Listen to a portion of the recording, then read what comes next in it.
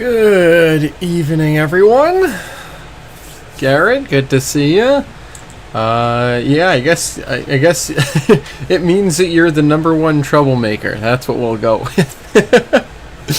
Good to see you, Garrett. Glad I could provide at least some entertainment for you tonight. And Komang, it has been a while. It's good to see you in the chat, my friend. I've been watching some of your videos every now and again. Looks like you've been having a good time down under. Some fun weekends you've been having. Yeah, catching some of the trains you've been catching. But yeah, it's good to be here. Sorry for the kind of late notice. I know normally I like to try and set up my streams at least a little bit more in advance, but you know, at least you get some at morning here. I don't know why my camera is so big. New freight video coming out tomorrow. Very nice.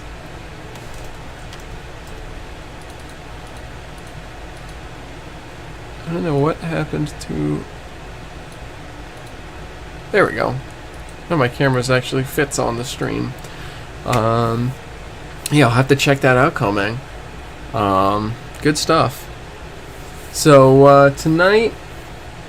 I don't really have anything new to share, per se. There's nothing that I can think of. So, we can just get right down to work here. Hopefully, by next week, I will have some new things to share. I have to do 2 little tweaks, and then I'm gonna get an order of decals sent out to be printed.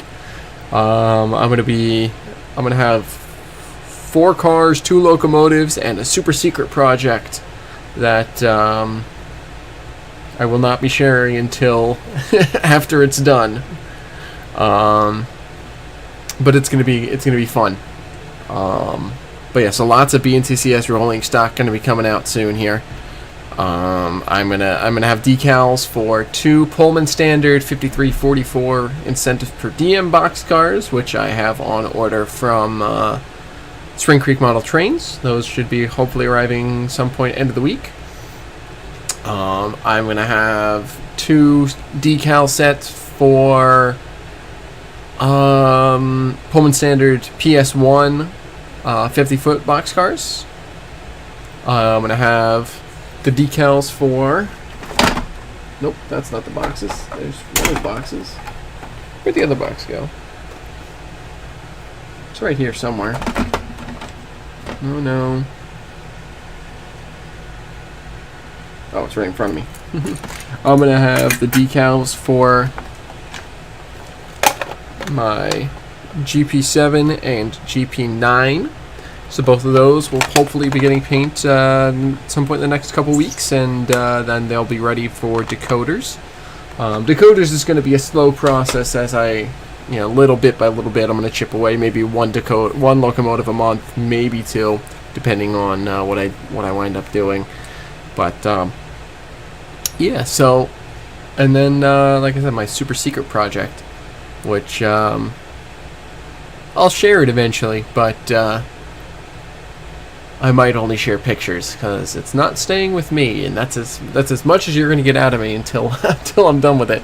So, but yeah, so that hopefully will be here next week in order to we'll be able to get into that, show that off. But we've got plenty to work on here tonight before we get there. So the main projects tonight. The first thing I want to do, because it should be relatively quick and easy. Oh, actually, I don't know if I have showed this off on stream before. I don't know that I have. If I did, it was only briefly. But this is, if I pull it into frame, there we go. This is a what the hell? Where did the box go? What? Oh, right in front of me. This is 50-foot PDC precision design boxcar. There were a lot of them roaming the rails in the 70s, 60s, 50s, late in 60s, 70s, and into the 80s and 90s. They're modernized boxcars. So they still have the kind of peaked roof that some older boxcar designs have, as you can see there. But it also has no roof walk. It's got low brake gear and all that. But this was a not a gift, but I guess an order technically from Miles at Interurban Era here on YouTube. So this is decaled, painted, and weathered by Miles for his ALTA California railroad. Let me see if I can. The red is really blowing out in this lighting.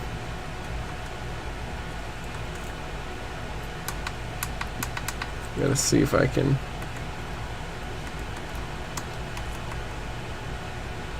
There we go. You can see it a little better now. So it's this nice red-orange. We've got the ALTA cushioned underframe on the side here. And then over here we've got, this is the Mexico 68 scheme that Miles made in commemoration of 1968 Mexico Olympics.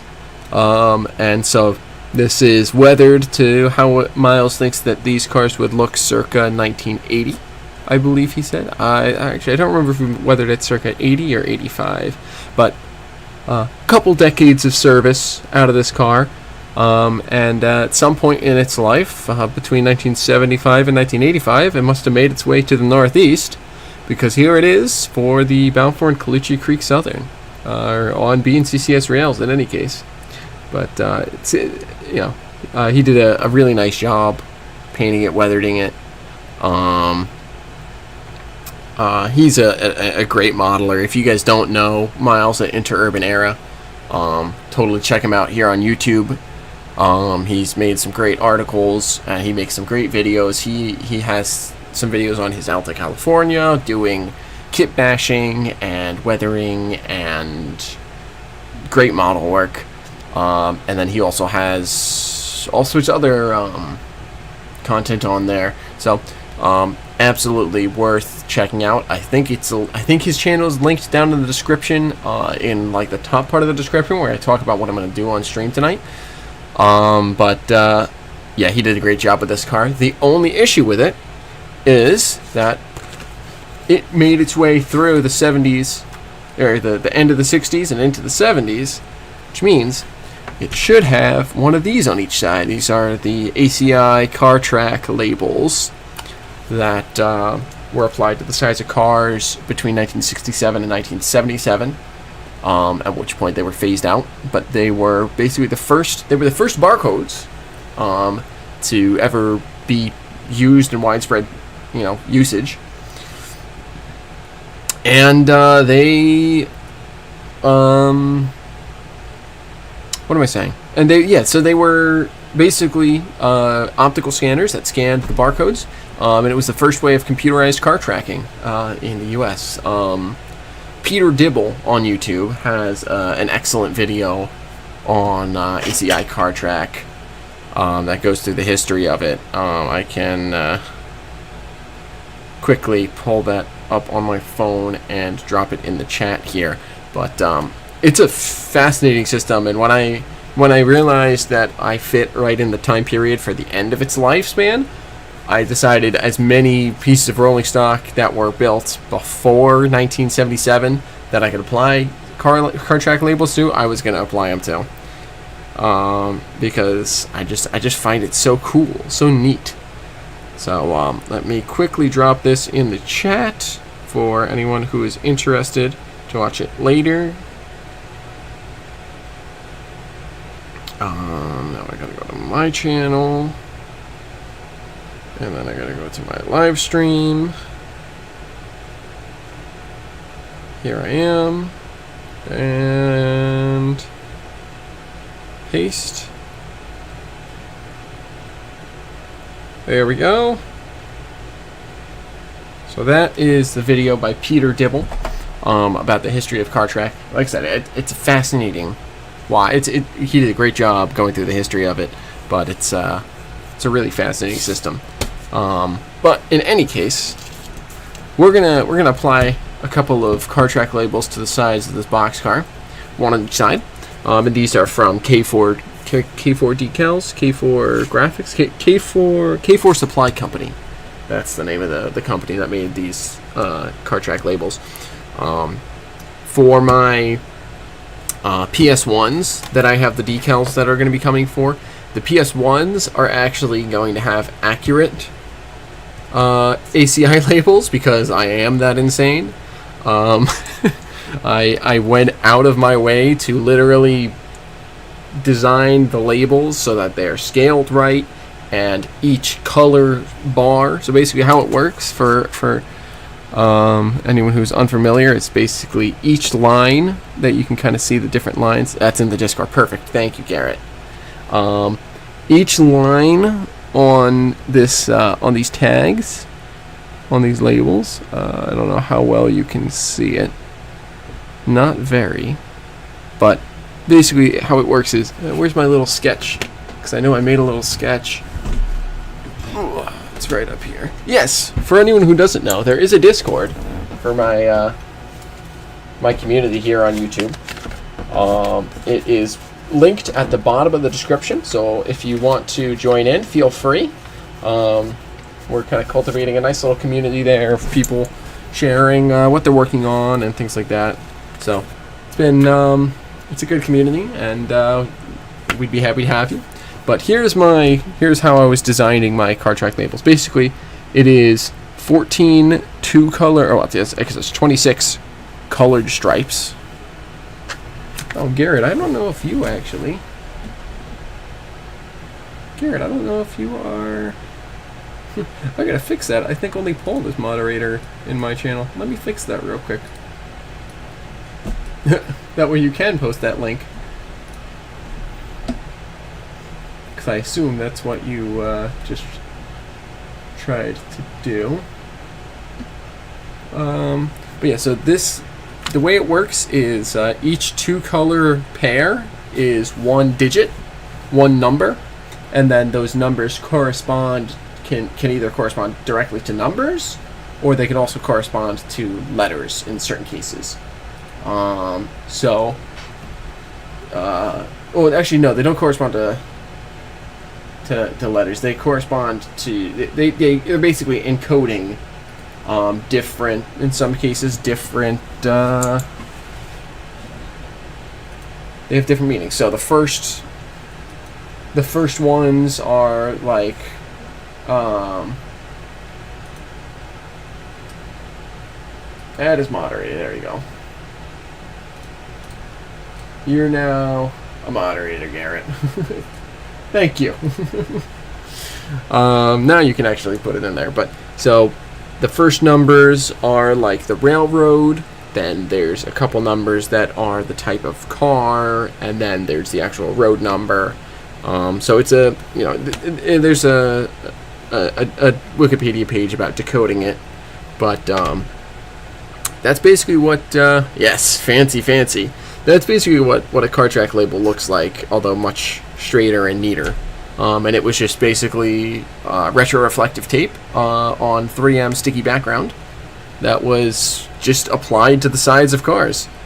And so I designed it out so I had, I made up a 3-digit code for my railroad, and then I figured out what the code for a boxcar would be, and then I just wrote out the road number, and then that was how I designed my accurate ACI labels for my cars. But these are just generic ACI labels. These are not going to be accurate to the road numbers or anything like that, but that's okay, because in N scale, no one's going to be even able to tell anyways, that even if all of my ACI labels are exactly the same, which is what they have been for the most part so far. Well, not for the most part, for the whole part so far. Until I get those PS1 decals. But you won't be able to tell that they're all the same. Where did my tweezers go? There they are.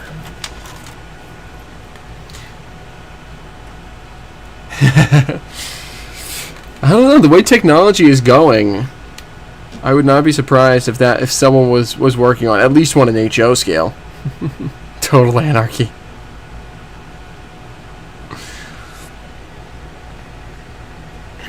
Now that I have the system worked out and I have the base one designed, it would actually be very easy for me to start making custom ACI decals for all my rolling stock. Honestly, I probably should have made some for my Jeeps. You know what? I still have time because I haven't sent those out for printing yet because I wanted to affix a couple things. So I will make some for my Jeeps.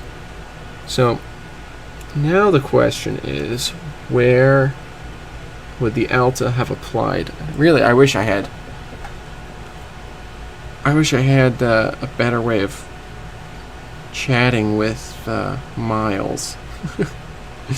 Because then I could ask him where he thinks the ALTA would have put ACIs on. Oh, it can be, yeah, I mean, I've done a lot of decaling at this point between my own custom stuff for the BNCCS and doing things like I did this RS2 for the New Haven. I did the number board decals and the cab side decals and everything. So this, and I custom painted this one and everything as well. But so I've gotten fairly used to it, but it can be very finicky. As even for someone who's done it as long as I have, especially when you are doing these tiny little stripes like I started working on this Alco FA last week. You can kind of see right here and right here along the bottom sill and between the color break, there are these tiny little white lines. Those are decals that I had to apply, and I have to apply 4 more in between here with nothing to really align them with. So that's going to be a fun project that I'm not going to be doing on stream because I would lose my mind. Yeah, usually, from what I've seen, usually they're on the right side of the car, Garrett. But I've also seen some where they're on the left, some where it's really, as long as they are on the bottom third of the car, they are usually, yeah, they're fine. But I think I am going to put it right here next to the car data.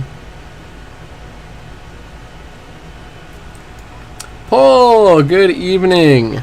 How's your outdoor experience going?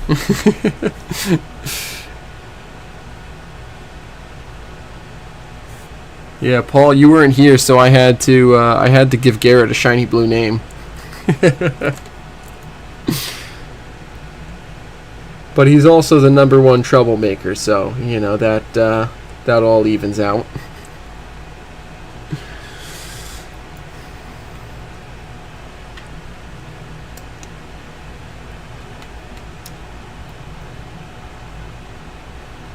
This is gonna run on my layout. This is the ALTA car is absolutely gonna. I very rarely do anything that's just for display. Everything that I do is something that I want to run. Sam.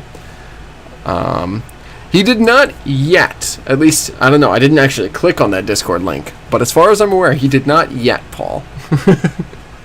But Sam, I like whenever I work on things, I like to see them run. So it's very rare that I'm gonna make, at least rolling stock stuff. I'm gonna make anything that is purely for display purposes, just because I enjoy seeing things run. At some point I might do some things. Yeah, I don't know what this whole XP thing is. I noticed it pop up. I think it was like end of last week, beginning of this weekend. I'm not sure, but I don't know what the deal with the XP thing is. But yeah, so to answer your very, very, very long answer to your question, Sam. But basically, yes, this is going to run. This is not just going to sit on the shelf. Eventually, I probably will make some Shelf Queen models for working towards the NMRA achievement program. I'll probably, because I have what I need to start one of those projects, which is this Alco PA, or nope, not a PA, RS1. Something to tell. Oh, interesting, Paul and Kovang. Yeah, I didn't really look into it, but that's kind of neat. That's kind of fun. But so this RS1 shell, as much as I like the New York Central lightning stripes, this is not going to become. The lightning stripes are going to go away, and this shell is actually going to get chopped up, and turned into a GE Class Y switcher, which was, I think it was an 80-ton switcher. Now I have to pull up the information because I need to for my brain. GE Class Y switcher. Whoa. Oh, it was the DEY2. I know, Paul, I know you like your lightning stripes, but it would help me get my AP. So you know what? And it's also a pretty neat engine. Let me pull this into its own instance of Chrome so I can share. Share. Where's the button? Which button is it?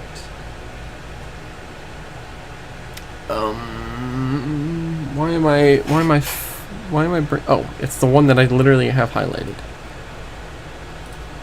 There we go. So this is the DEY2 on the New Haven. This is what's his name?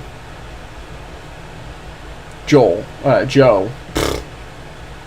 This is Joe from Sigma Station 199. This is his webpage. But the DEY2 was a GE Class Y switcher. New Haven had 10 of them. They were 6,600 horsepowers.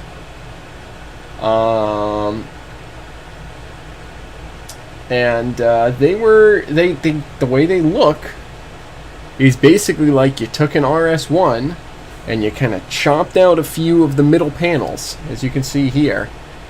So it's a really neat little locomotive, and I've got this really great diagrams here that'll show me. It's got the big kind of Alco style fan on the end here, but it's got like external headlights, because this was built in 1930, 31.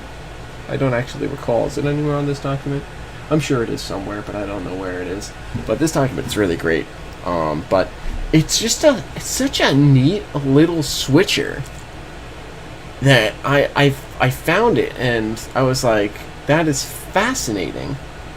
I think they were mostly used on the east end of the New Haven, so they wouldn't really have made it out to the Maybrook. It kind of does look like a Lionel train. It really does. It looks like it would be like an 027 model of like an RS1 or something. That's really funny. So it was the solid green, dark green with gold lettering and a black frame, and of course this shows it very dirty. And then it got the balloon scheme with the orange hood, although it really wasn't very ballooned. It was just green stripe, green cab, orange top. Blasphemy still. Interestingly enough, they were actually sold on to the Bangor and Aroostook in the 60s. And they used them to, I believe, actually, one of them, because I learned about this at the NERPM, one of them was used to, or at least one, was used to switch out a potato house, which was right alongside. Basically, they had to use the DEY2s to switch across a turntable, I believe, and only the DEY2 would fit with the boxcar on it, so that's why they needed such a short wheelbase little switcher. But so this Joe at Signal Station 199 has done. Sorry, I am sorry, McCormack, but I can't not. Once I get my neurodivergent special interest going, it's going. But Joe Smith has done a great job of working through, and he actually shows step by step what he did, which I'm basically going to follow his step by step process. And he as well starts with an RS1 shell. If I scroll all the way back. What? So, but basically the RS1, I'll turn this off. We'll go back to working here.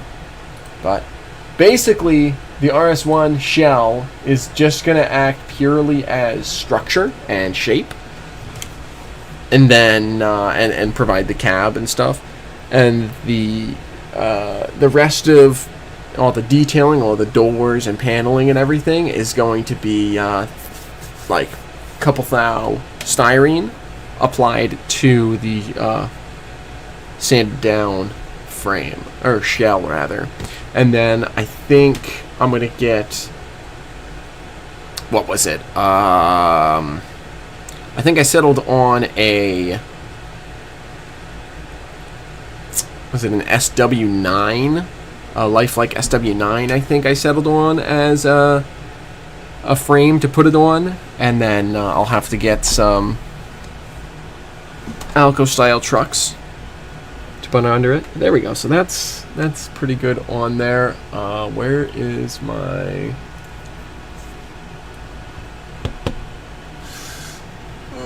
Where did I put it? Or did it fall down? Here it is. Yeah, I'll be right back.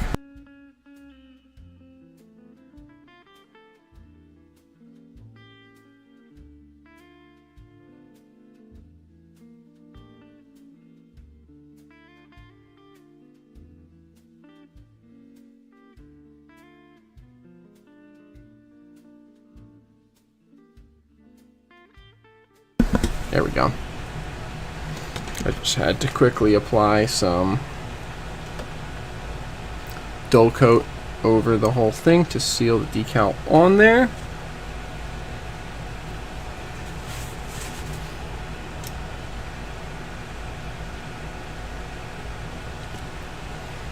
There we go. And now once that's dry, I can weather over top, and I'll just do very light weathering, basically just along the bottom of the car to not mess up any of Miles' weathering, because Miles did, as I think was Sam pointed out earlier, Miles did a phenomenal job of weathering this car. I'm super happy to have it. But there we go. So now we can switch to the other side.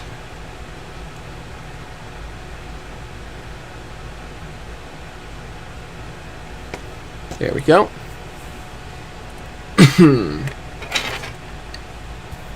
One more ACI label coming right up. Oh, and by the way, speaking of ACI scanners and stuff, as you were talking about earlier, Garrett, I don't know if I ever showed it on one of my live streams, but I did build an N-scale ACI scanner. I might have shared pictures of it in the modeling channel of my Discord at some point. Actually, should double check that if I did. As I wait for this decal to soak, I will double check, and if I didn't, then I will put it there. But that was a fun build because it involved some interesting things. I did. Okay, cool. Thank you for checking for me, guys. That was a really fun build. It was basically a styrene box with a little couple styrene wedges glued together for the actual optical scanner. like the there's a word that's not coming to my mind, but the shade around where the scanner would scan from, that was a little styrene box, and then I added some brass rod for my oh,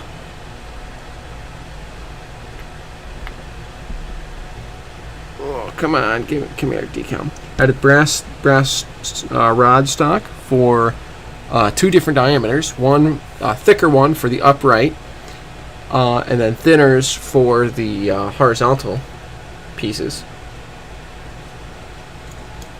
And then I used jewelry wire to create the cable coming out and going to a small box on the side, which then brings the cabling down through the thing into the base. Let me pull up a picture of it on stream real quick, because now that I've talked about it, I kind of have to show it. I would just pick it off my layout, but I've kind of glued it down.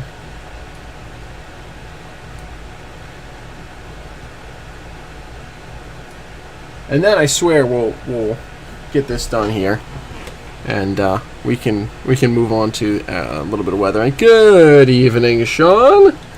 Good to have you here, my friend. Adding some ACI labels here, CarTrack ACI labels, to this beautiful ALTA California boxcar that was painted and weathered for me by Miles Callan of Interurban Era here on YouTube. He has a phenomenal channel that, if anyone is unaware of it, you should totally check it out. He does a great job with his content that he creates, and generally with everything he does a really good job of doing it. But oh, here we go. I'll quickly share my screen to show off the scanner that I built. Screen capture. There it is. Here it is on the layout. So there you can see this is the access door. This is the styrene box that I was talking about. There's the shade. And then the brass rod stock. There's the jewelry wire for the cable coming out. And then a smaller panel on the end here. So, a very nice little, very fun to build. Let me see if I can find one of my progress photos, if I even posted any in here. I don't know if I ever posted any. I didn't. I only posted my finalized one. So, but yeah, it came out very nice, and I was very pleased with it. Here, I'll pull it back up again, because we just went looking. I was very, very happy with how this came out. I kind of eyeballed a lot of the dimensions for everything. I found a couple articles, but they were on the second style of scanners that came out, the later style, and I prefer this earlier style. I don't know why, but I just got it in my head that this is what they look like. The newer style has a chunkier box that kind of hangs below, like centered on the post. And I don't really like that as much. I like this one better, where it's kind of offset to the right of the post. But so that was my ACI scanner. Alright, let me put these decals away, or let me at least put them out of the way for now. Where did my microsole go? There it is. Let me quickly apply some microsole to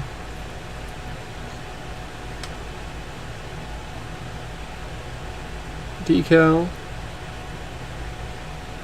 Thank you, Coming. Thank you, Paul. Like I said, I was very pleased with it.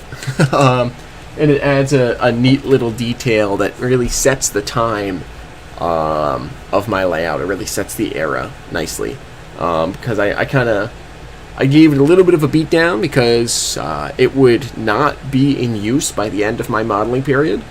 It stopped being the AAR standard in 1977, I believe, if I'm remembering my years correctly. And it was basically abandoned within a year or so of that. So it is around for about half of my time period. But Paul, no problem, my friend. I wasn't even expecting to see you here tonight. I was expecting you to be enjoying the great outdoors. But thanks for tuning in, my friend. Always good to have you. Rest well, and I'll see you around. Have a great night.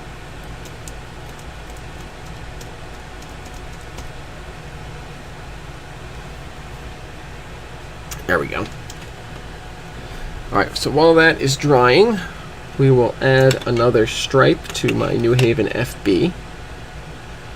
Ooh, that's going to need a lot of cleaning up, but I'll do that once all the decaling is done. Alright, stripe decals. Here we are. Where did my reference sheet go for these?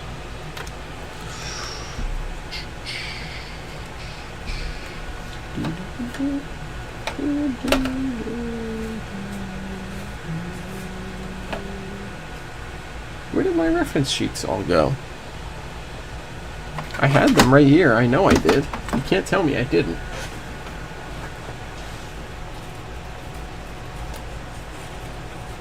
Alright, well, maybe we won't be doing work on the FB tonight, unfortunately.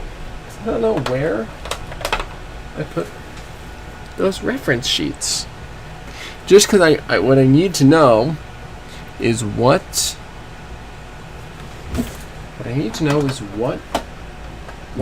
thickness of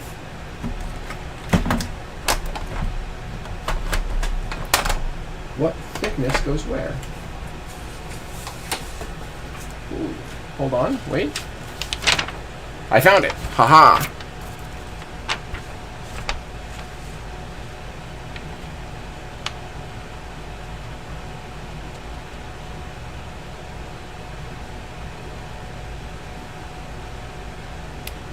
That is a 2-inch stripe, I believe.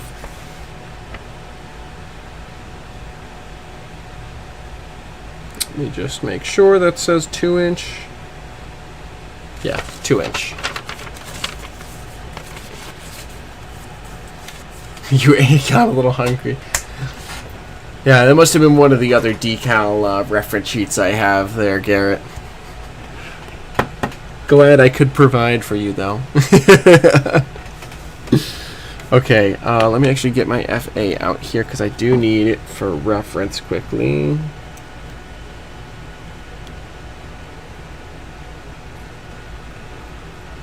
So I need to mark here.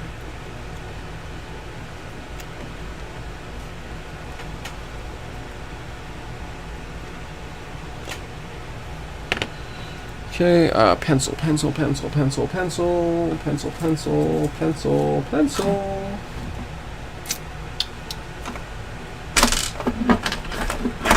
I know I had a pencil here. I just had it earlier tonight. How come I do this? Why do I do this? How do I do this?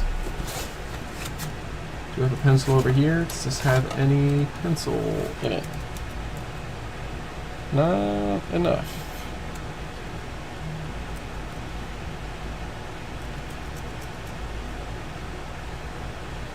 Nope, no pencil in that.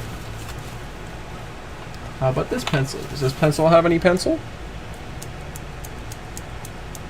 No pencil in this pencil.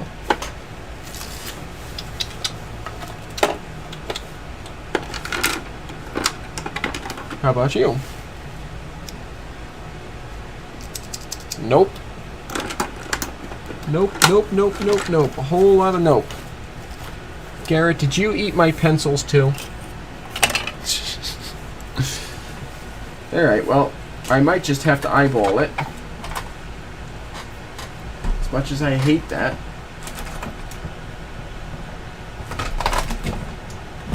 But I really, really hate that. I got one more place that I can think to look for a pencil without having to really rummage around and dig. Or, like, leave the stream going here.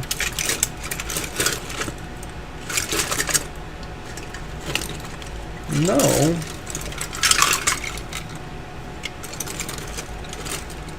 The law of mechanical pencils. I believe them. You see, Garrett, this is why we don't give you the power.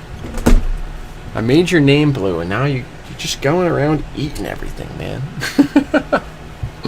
Did I put it up top? That's the only other place I could think to look quickly. No. Alright, well, we might just have to, I mean, I have pens, but I really hate having to draw on this model with a pen.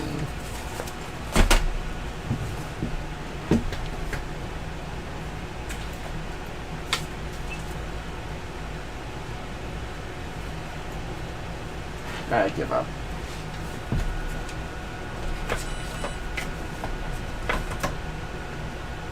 Yep, I give up.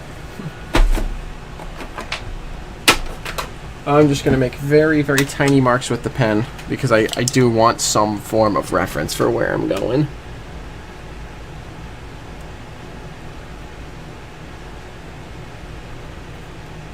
There we go, I got it. Okay, now the other end.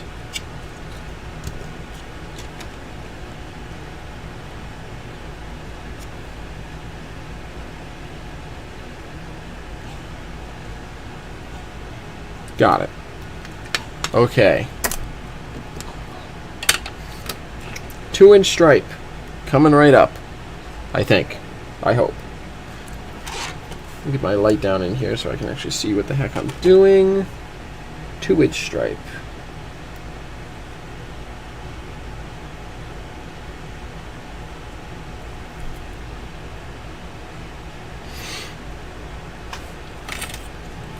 Let me actually use a straight edge rather than just winging the cut here.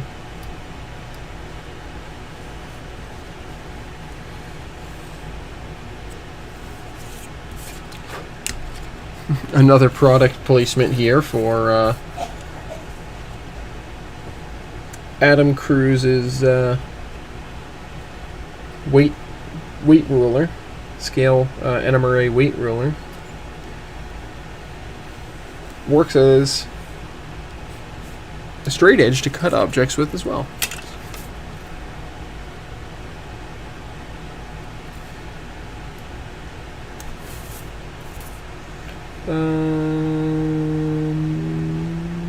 There.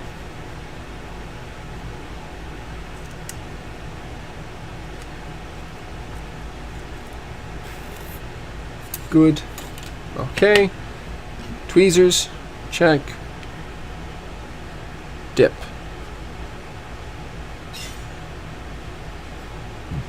Excuse me. I'm going to slowly feed this through.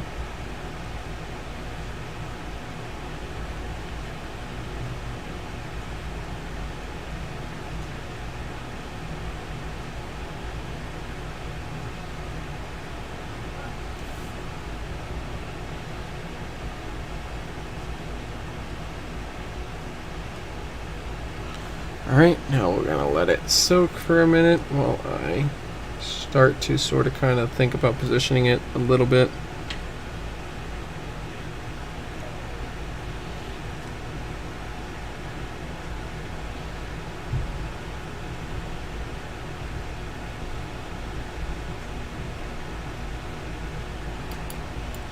There we go. Let's get some more water on that.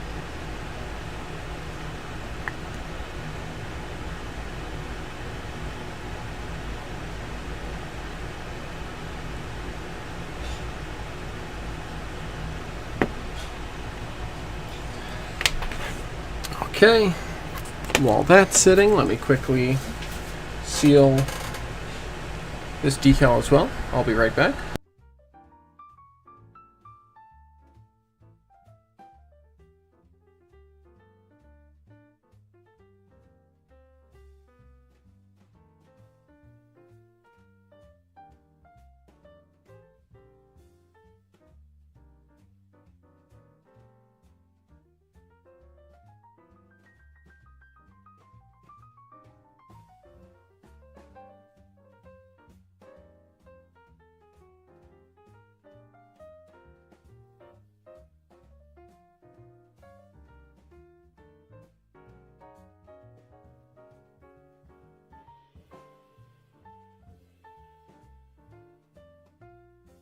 There we go. Same brand of tweezers. Oh, nice.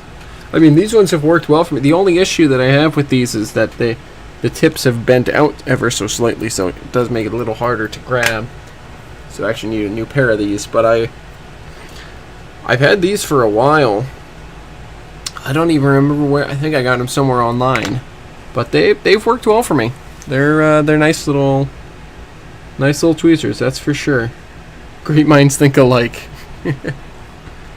Yeah, yours has a little make your day on it. I have no idea, but they're good.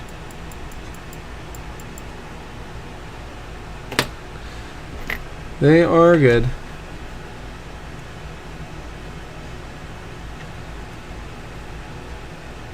Let's get... Oh, careful, careful. Carefully pull this off of the decal.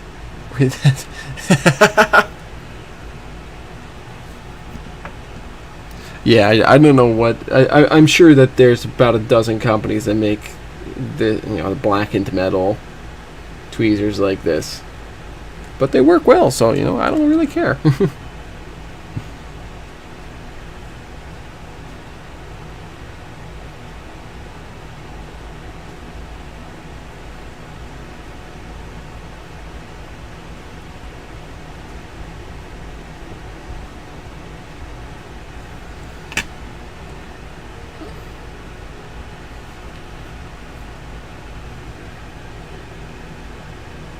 Okay, so we're going to fold that down. I'm going to carefully grab the decal paper.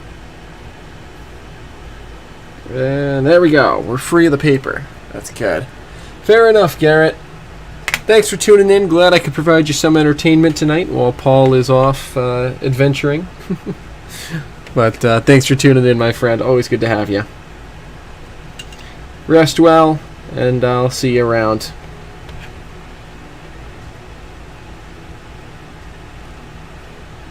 Okay, so now I'm going to position it more correctly. Let me just have this on hand for reference because I'm going to need it. Even with my little pen marks, it's still...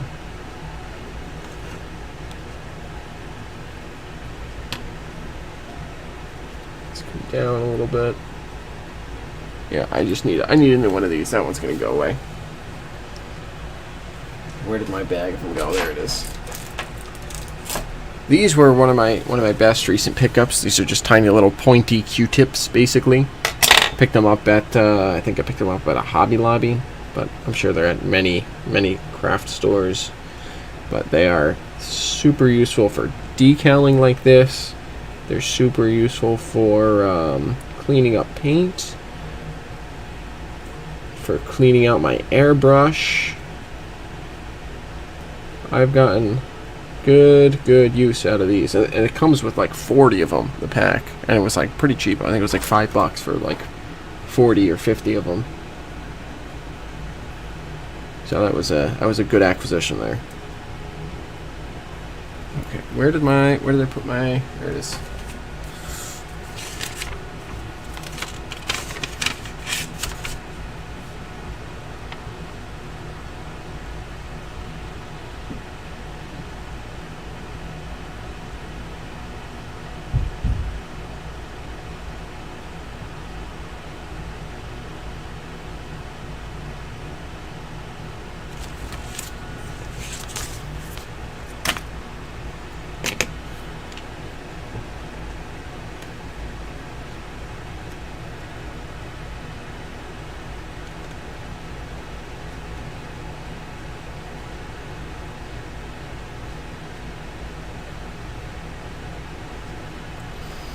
Okay, I need, what do I need?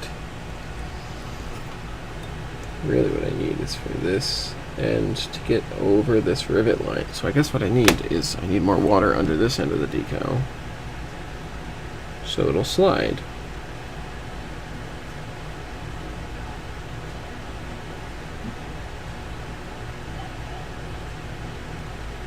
And really flood the decal here. There we go. Now we're moving.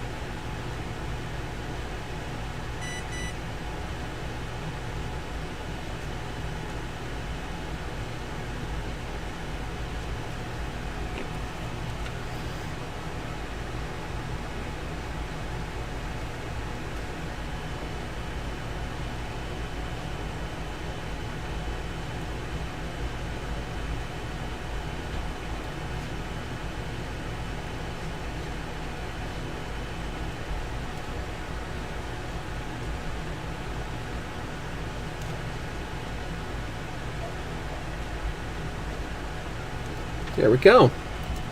Happy with that. Just tuck this end down. Tuck this end down. Alright, and we'll let that dry. While we're letting that dry, I'll go ahead and apply the light weathering to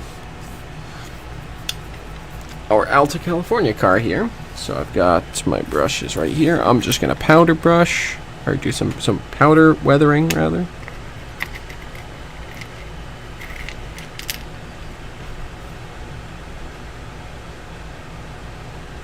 Just need to quickly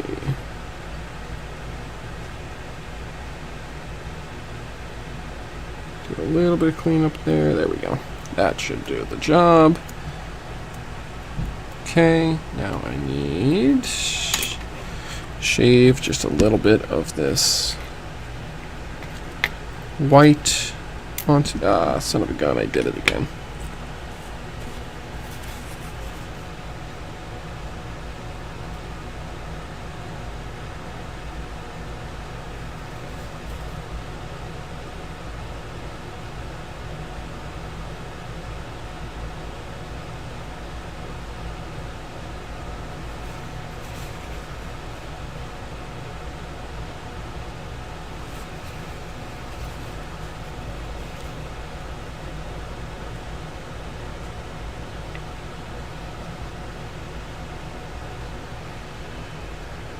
Okay, there we go. Cleaned it up. Fair enough, Comang. It's always great to have you here. I got to keep an eye out for that freight video. I should have a video up by the end of the week on Steve Gittleman's HO scale Great Lakes and Iron Range, which was a phenomenal layout that I visited down on Long Island for Island Ops back in May. That video should be out by I'm gonna say Thursday. My goal is going to be to have that video done by Thursday, and if it's not out Thursday, then it'll definitely be out Friday. But I'm gonna aim for Thursday, and then that'll give me a good goal.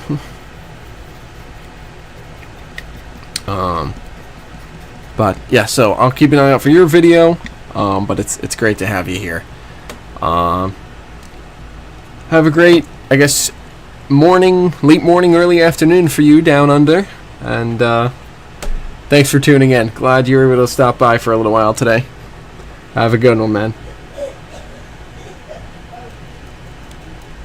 I'm going to start with just a little bit of this white to kind of add a little more road dust. Should we add a little bit more red into that so it's a little dirtier? Yeah, that's what I wanted. Good.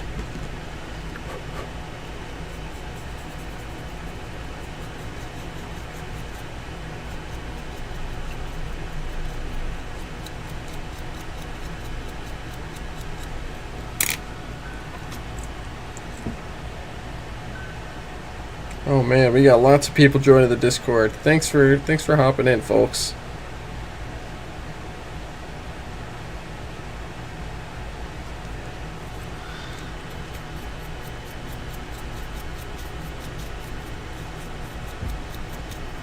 like I said, we try and keep fairly active in there.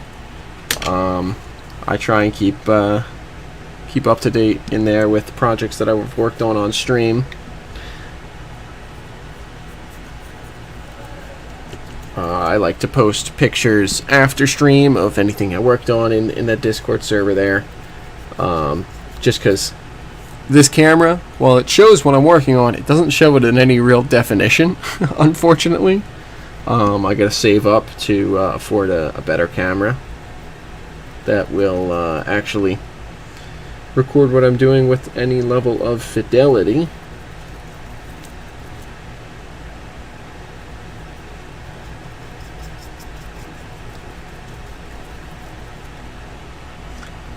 Which I will. Eventually I will. I just I don't have the money on hand for that right now. So, in the meantime, I always make sure to post pictures of what I've done on stream in the Discord, so you folks can actually see what happened here and know that I'm not just moving things around with with no rhyme or reason to them.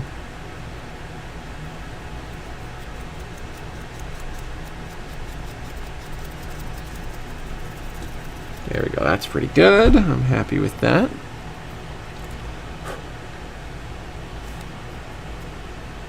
Let me get just a little bit, touch of black on there.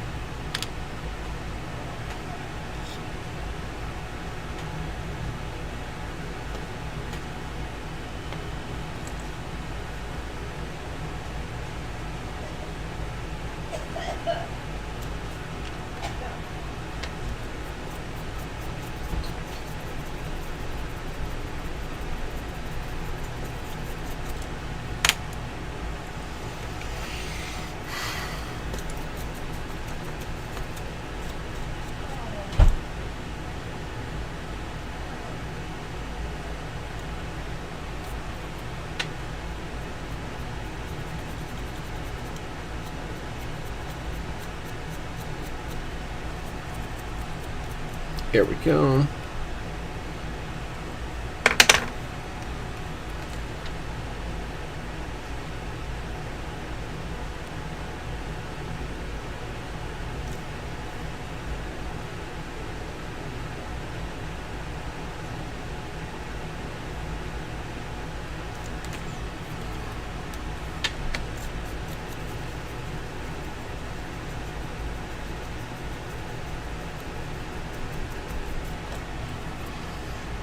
Now it's blended in. Yeah. Yes. Good stuff. Okay. Now let me go back to the FB here. Let me grab another one of these little mini guys. And then apply some microsol to really get the decal to stick.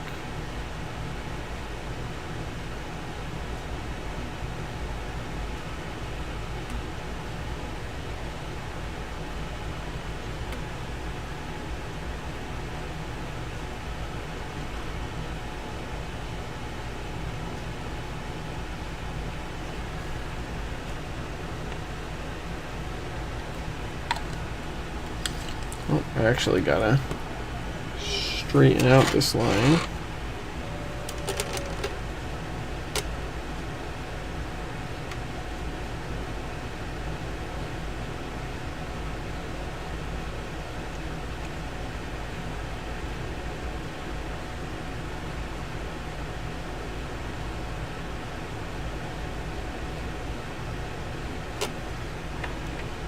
That's better. That's pretty good.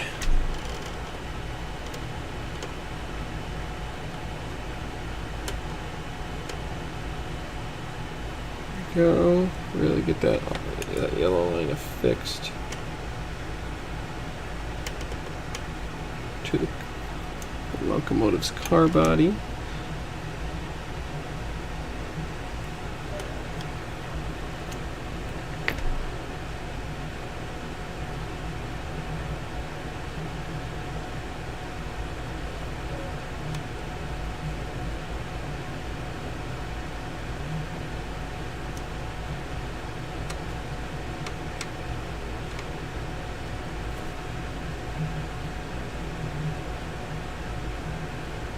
There we go. That's pretty good.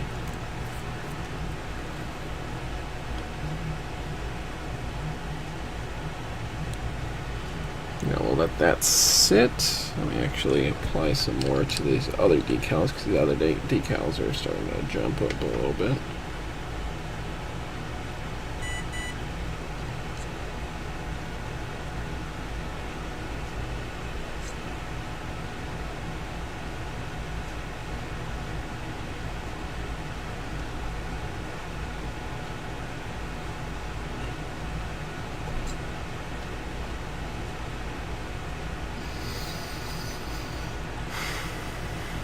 Keep on, keep it on. There we go.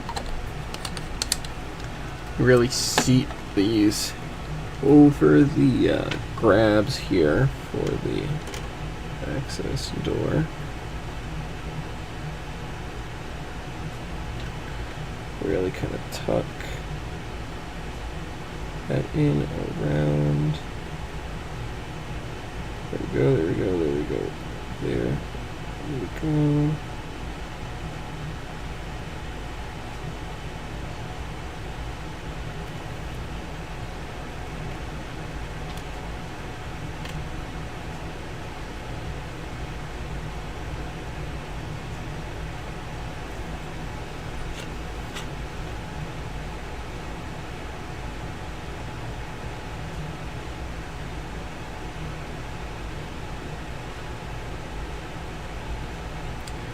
I'm just going to carefully kind of pat down this line, that way it sticks to the rivets, because this one's sitting right on a line of rivets.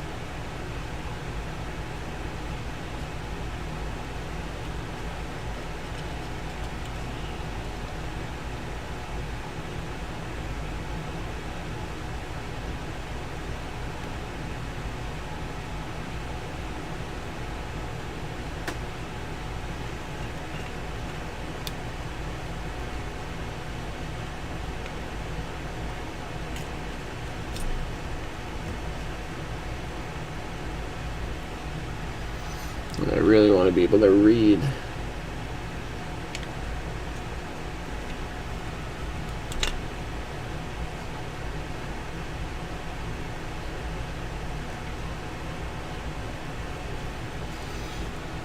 What I really don't want is the decals to wipe out the body detail.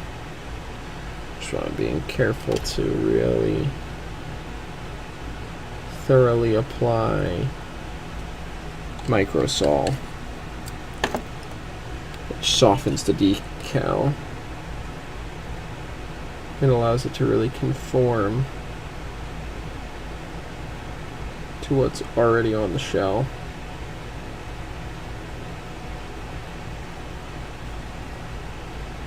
Which is what gives it that painted on appearance. What am I exactly going? A little.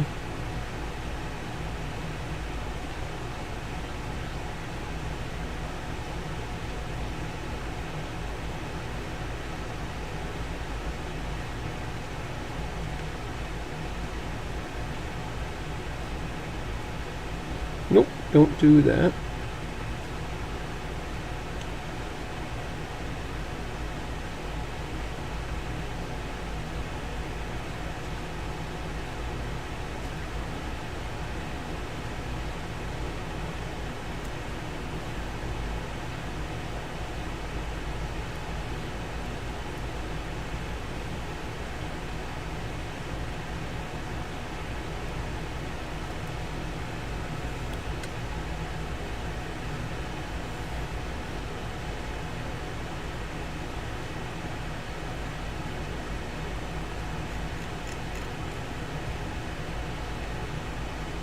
There we go. Okay, I'm satisfied with that. Let's go back to the ALTA California car, do a little bit more weathering. There's my brush.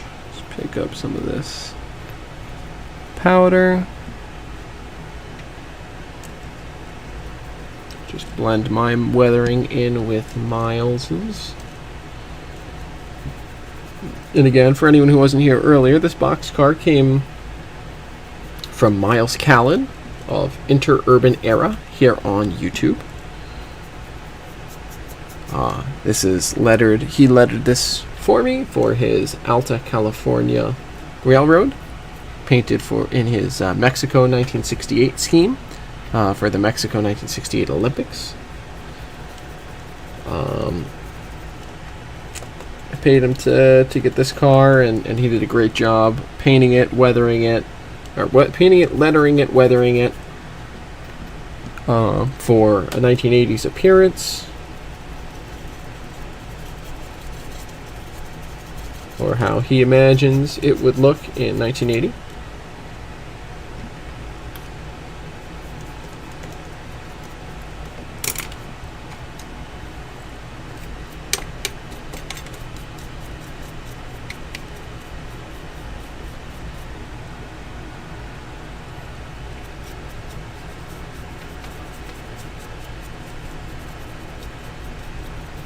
And I'm just kind of blending. I'm doing a little bit of weathering on the bottom of this car just to add to it just a touch and to blend my ACI labeled decals in with what he has already done on the car.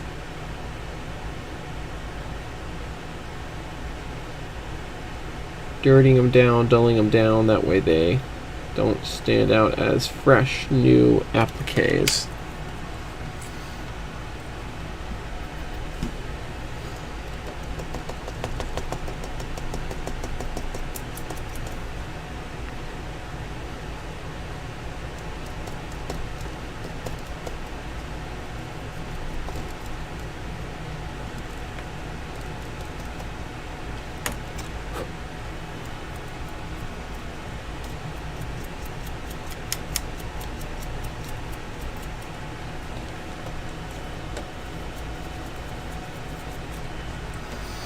There we go.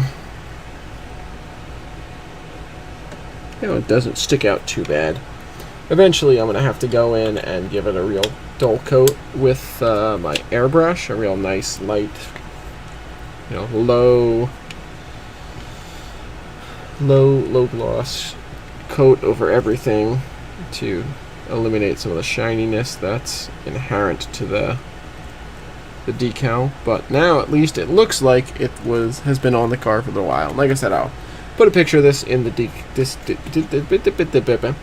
Discord server once stream is done here.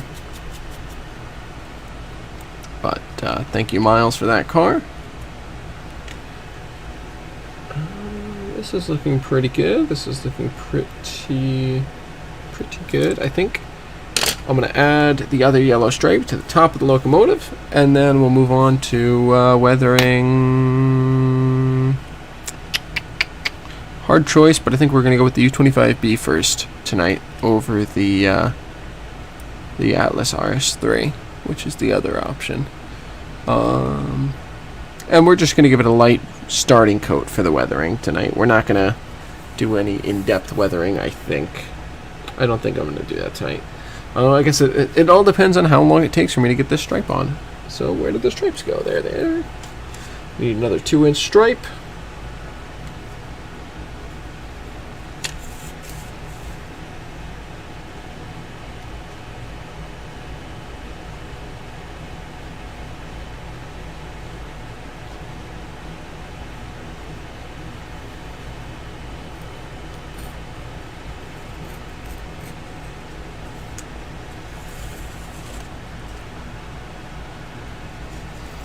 There we go. Cut down this end.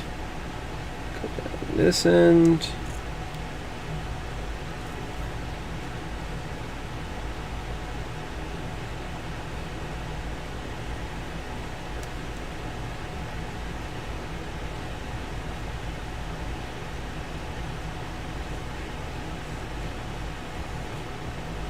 There we go. Okay. Back in the water dip.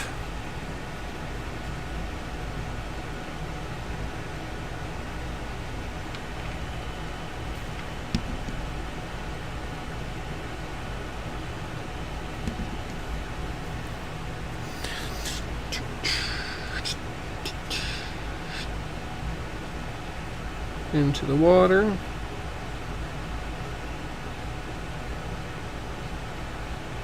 Slowly feeding it through the water.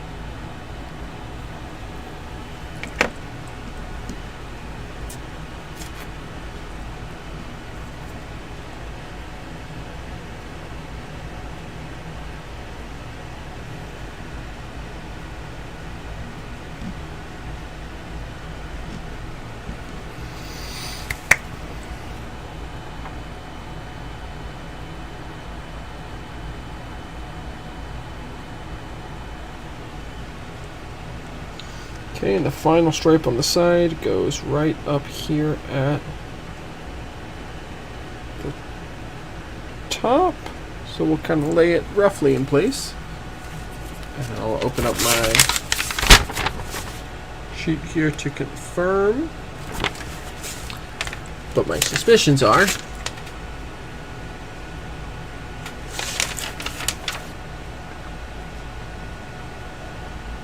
yeah.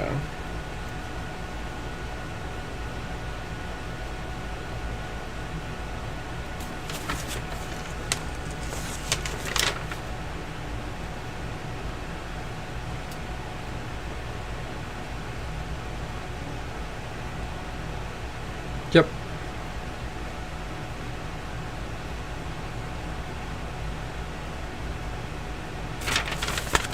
Okay.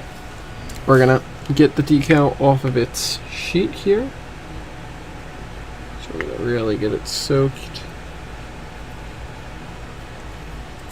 Get this decal sheet out of here so I don't screw it up. Keep the other decals nice and safe.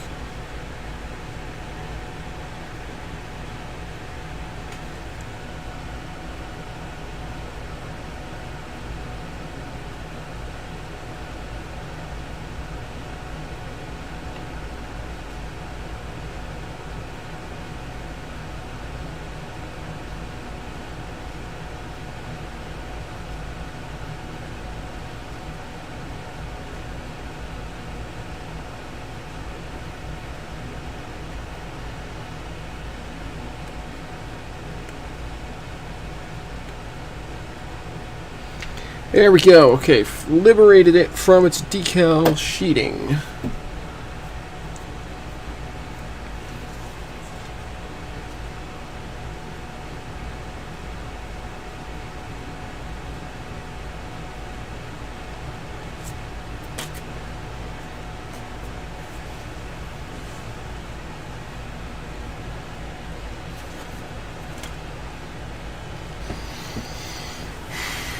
Okay, we're gonna get it positioned just right.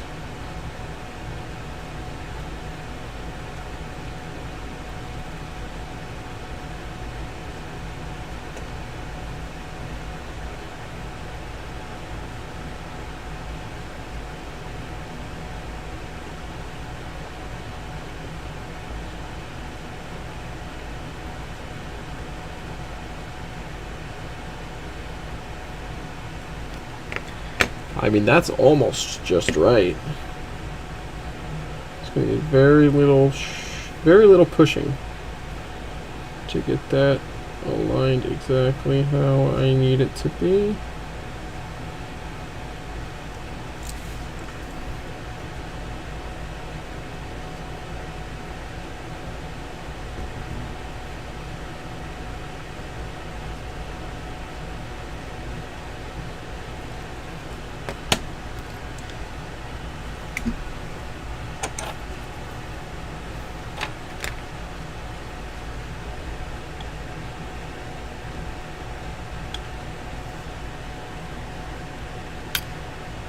There we go.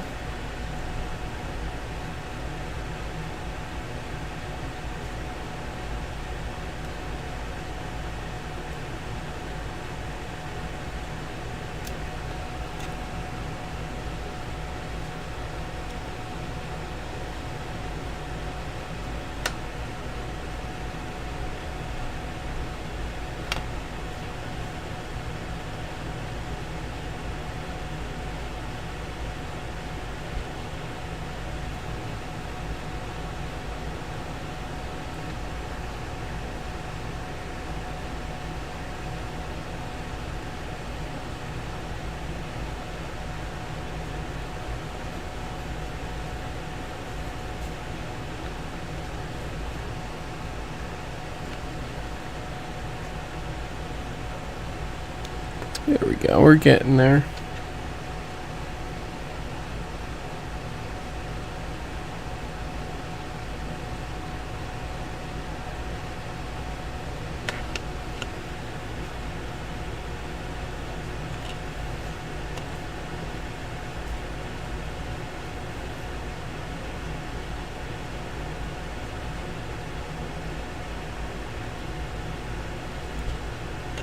No! I busted the decal. Dang it, I was adding a little too much pressure.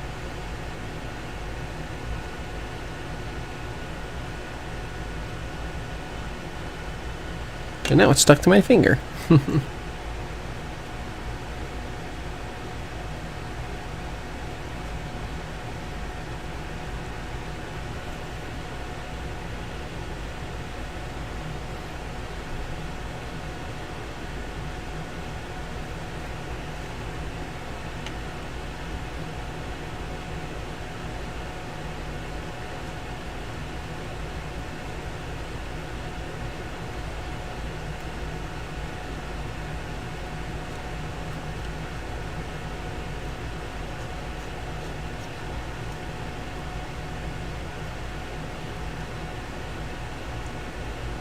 Music is very calming.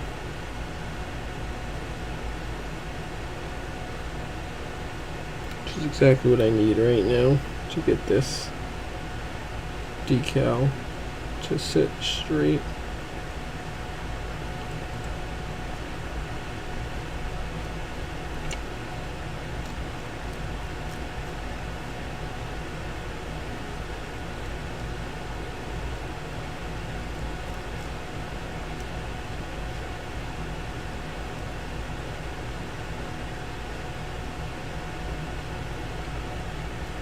No! Don't stick. Thank you. It's really loaded up with water to make sure it's fully adhered. And then we'll let that sit for a minute. Oh boy. Alright, yeah, we don't have a ton of time left before I gotta get off here. But I can definitely get started on this U25B.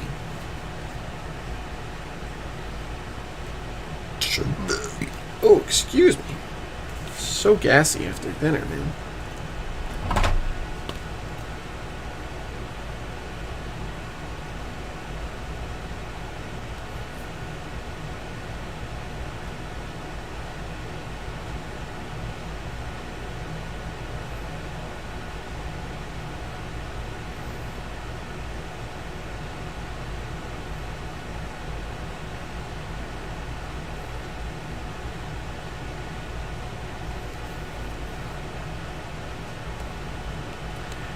Okay. Focused. I want to do a light coat over most of the car here. And then maybe hit some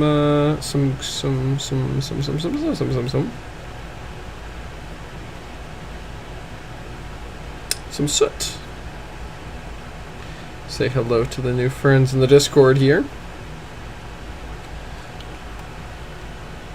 There we go. All right.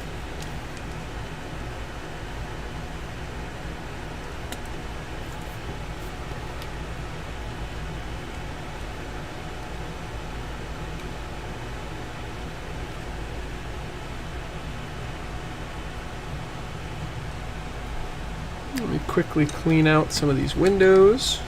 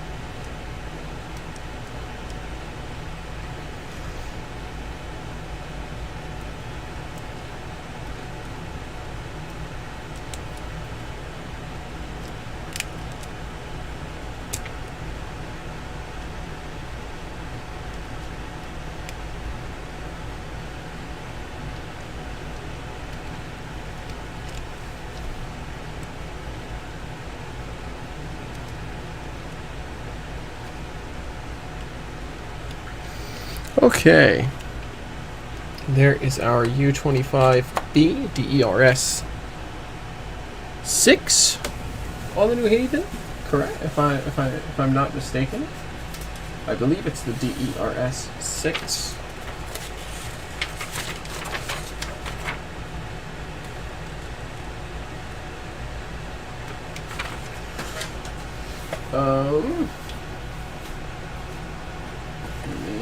Let me quickly.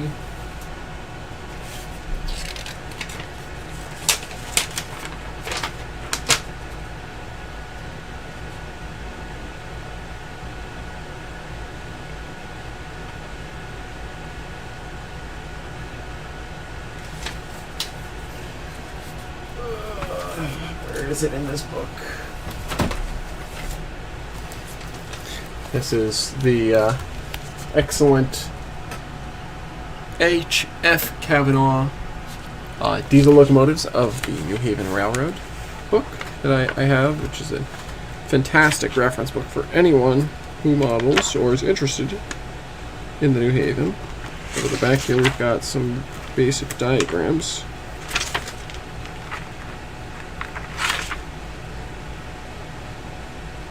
DERS 7 is the U-boats. DERS 6 is the C425s. Right?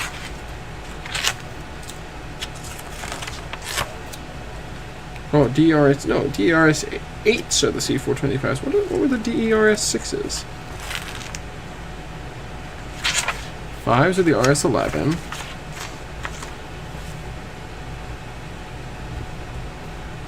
What would be the DERS 6? Or are they the Fairbanks Morris units? They might be the Fairbanks Morris units. No, those are DERS 3s. I'm going down a rabbit hole here, folks. But I really shouldn't be going down. But now I really want to know what the New Haven designation DERS 6 went to. Which means I've got to find out now.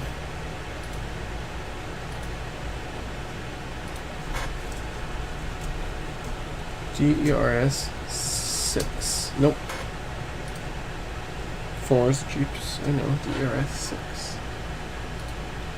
It was Fairbanks Morris's. Is it a later run of Fairbanks Morris's, maybe? Yes. Late model H1644s. The early model H1644s are DERS 3s. The late models are DERS 6s. That makes sense. That checks out because there's substantial enough of a difference for it to be a different class of locomotive. Okay. I'll buy that. I buy that. Alright. Let's get some road wear on this here locomotive.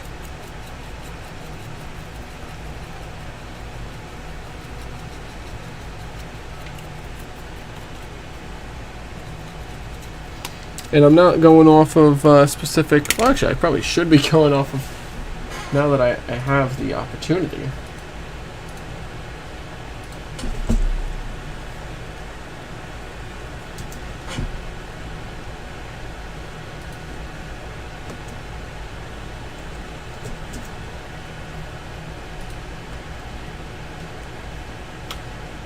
Yep, that will do it.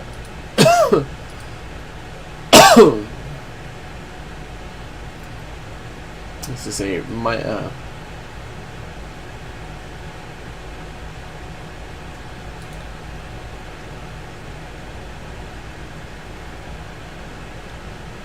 it's a photograph from Mike Robbins on Flickr. If I can just get the image here. Nope, I don't want the web page. I want the image download.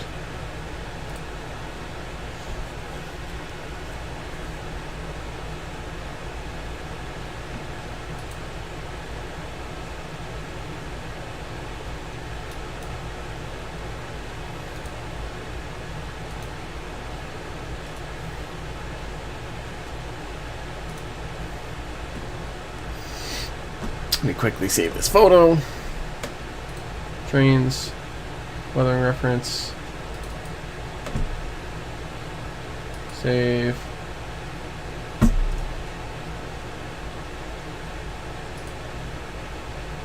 Oh no, that's saving the web page. No, no, no. I want the image.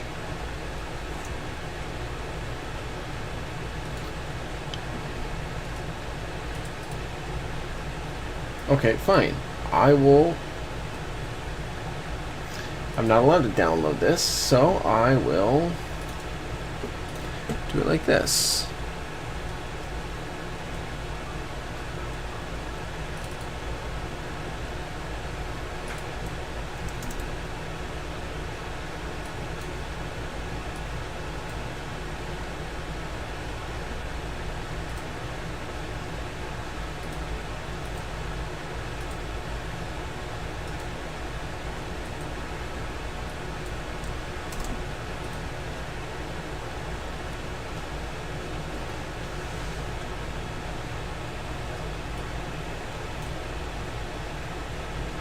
If I do it like this, it should, in theory, show the image. Yeah, there we go. Transition. There's my reference image.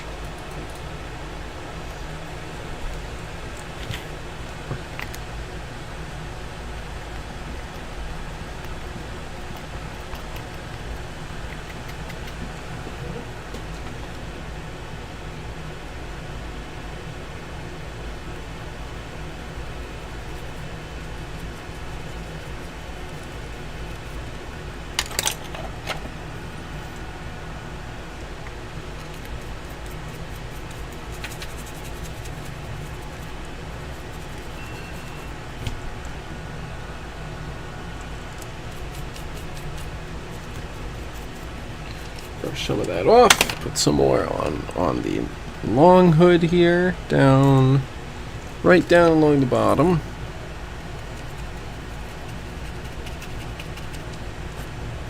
And then I need more just pure white up along the top.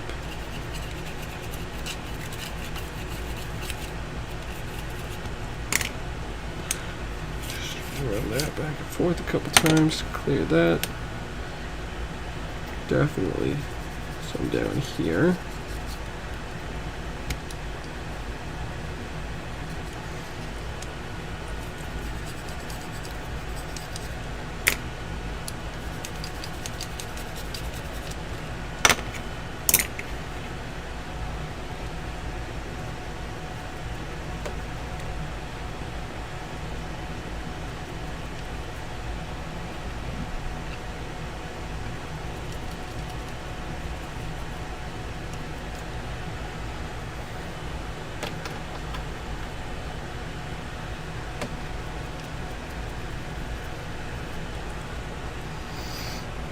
There, add a little bit of this.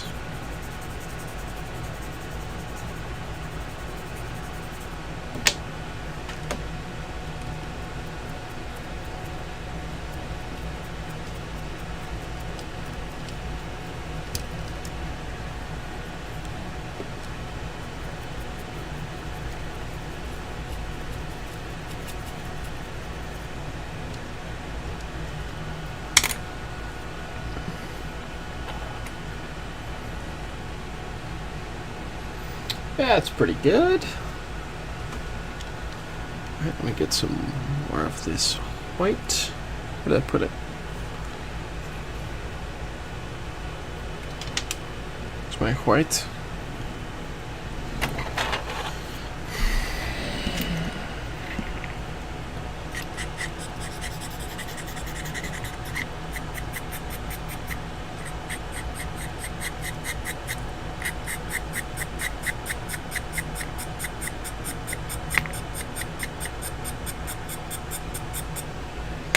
There we go.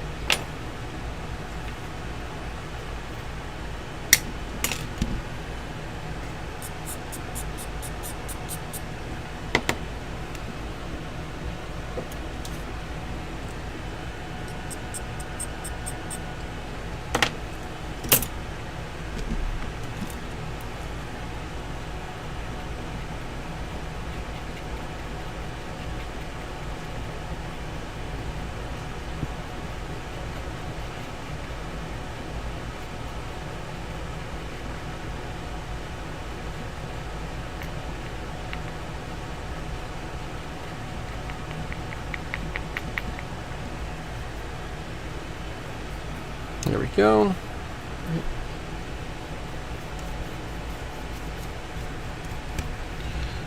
Really should have flat coated this first. It's got a pretty severe gloss on it, making it kind of hard to get the feathering to stick. Alright, well, in that case, I'm going to stop there because it's clearly not sticking super well to this long hood. Not sticking super well to the short hood either, honestly. Alright, we're going to stop there then. I'm going to give up on that for tonight. I will hit it with a flat coat, and we'll circle back to it next week or the week after. I don't know. But we did complete this side of the FB tonight. Actually, not yet. Not yet, because it does need its numbers.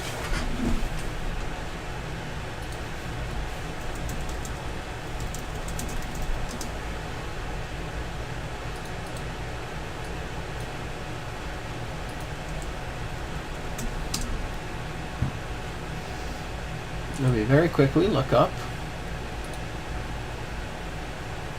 I don't remember what number did I wrote it down somewhere.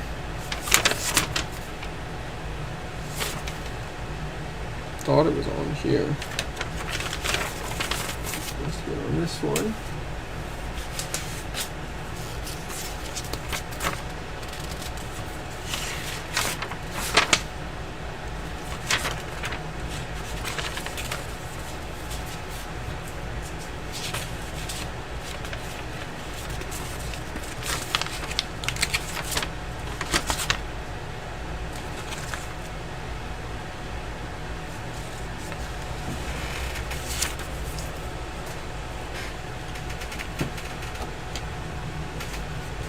Oh, 0458 is what I landed on. Let me just make sure I have the right location for the lettering, or the numbering rather.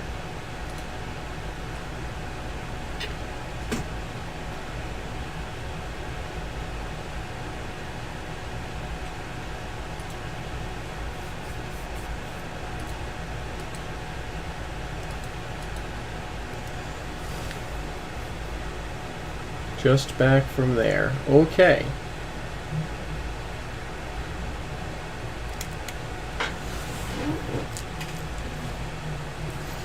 Got it. Alright, alright. Let me finish this side of the decals then, and then that'll be that for tonight.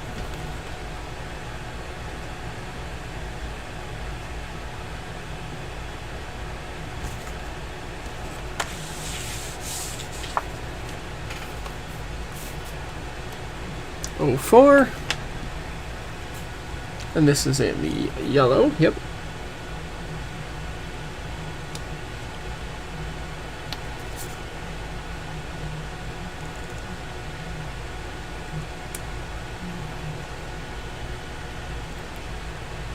Oh no, this is an end number. Oh man. Dang it. Cut out the wrong number. That's the number I want. That's the size I want. This is the danger of model railroading while sleepy.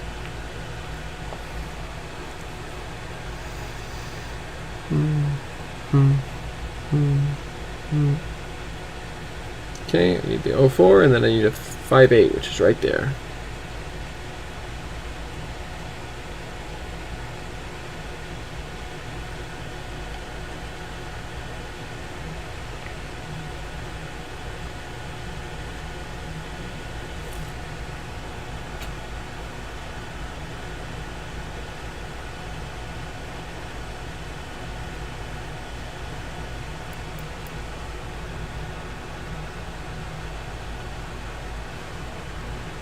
Grab a little bit of the excess water off of that.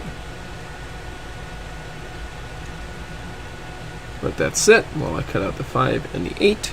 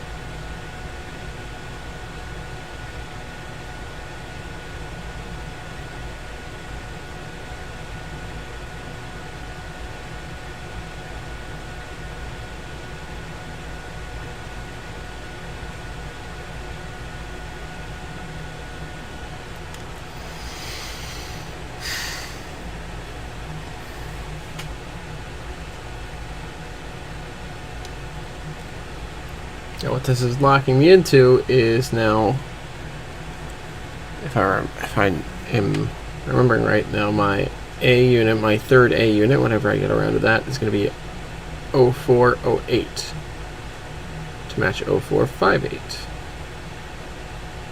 I believe. It's going to be 0408 or 0412. Well, if it is 0412, I got 0412 already. That's the A unit that I've got that's not been repainted yet here.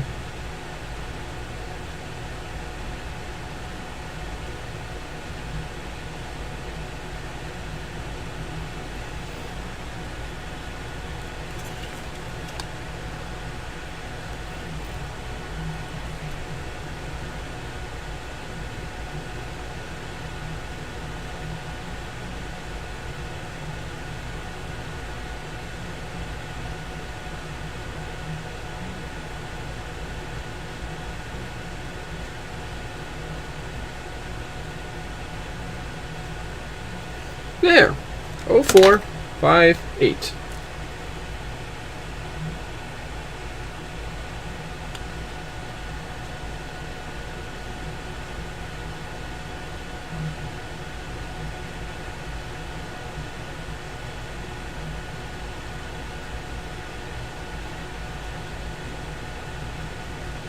No, it still needs a little bit more massaging.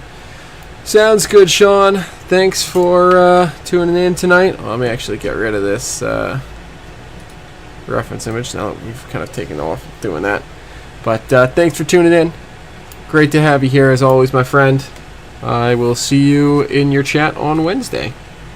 Have a good one. I'm going to wrap this up and then close out my own stream here. So.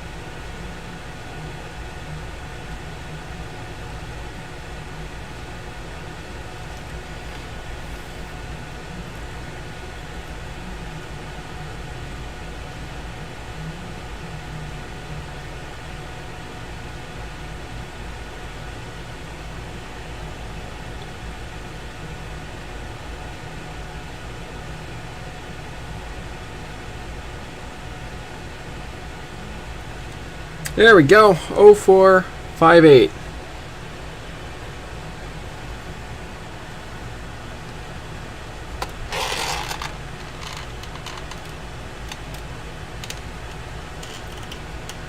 Oh no. Don't tell me I gotta take those off and put them over here because I put them on the wrong side of the locomotive shell. Alright, well, at least I noticed that now and before they'd fully set. Alright, let me do that quick, and then we'll be done for the evening.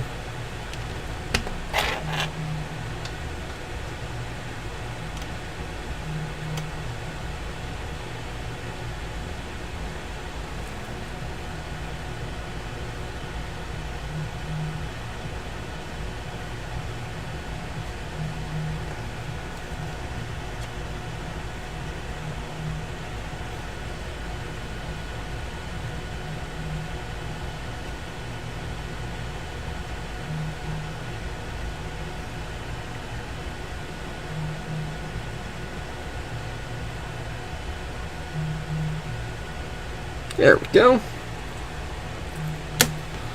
Now they're in the right position, roughly. So I can less roughly get them in the right position.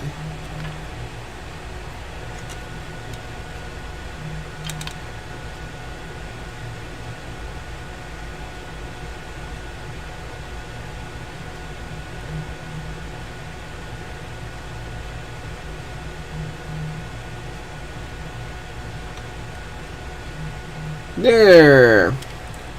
Now we have one side of New Haven 0458 complete. Alright, and with that, I am going to wrap my stream. Thank you all so much for tuning in tonight. I know it was kind of last minute, and I apologize for not putting up the notification earlier, but I was just kind of, in my own headspace. So, but thanks for tuning in tonight, folks. Got some good work done in getting 0458 here, halfway, or just shy of halfway done. I just got to do the ends and the other side now, and that I might just finish on stream next week. And also getting these lines is giving me a little more confidence in my ability to get nice straight lines for the 4 lines on 0412, which is going to be the A unit here. So with that said and done, and then I also got the ACI labels done on the ALTA California boxcar here.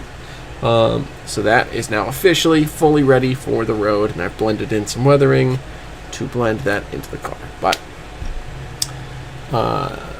with that said and done, that was what we did tonight. I hope you enjoyed. I know I didn't get around to weathering the locomotives, but this took me a little more time than I was expecting to between actually doing this and chatting with you folks out there. But it's always a great time to chat with you, so I'm not too worried about it.